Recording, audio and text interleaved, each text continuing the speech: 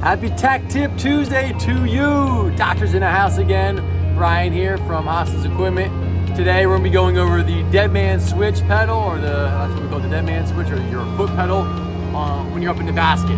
Sometimes if you leave your foot on that pedal and then you're thinking about what you want to do because you're not maybe too familiar with the controls, after a couple seconds delay, you go to do something, it doesn't work.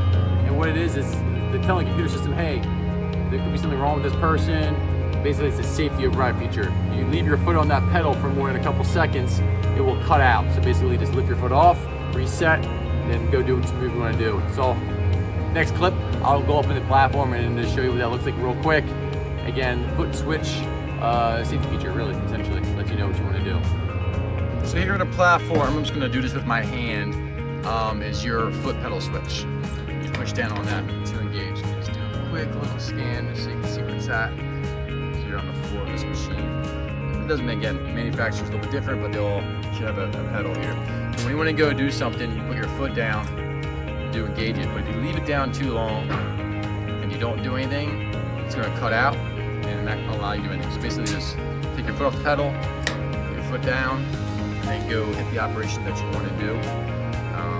Just be mindful, especially if you're a newer operator, that it could be a simple basic error, and it will show up on the computer system, and it will show that it was an operator error or not, just so you know.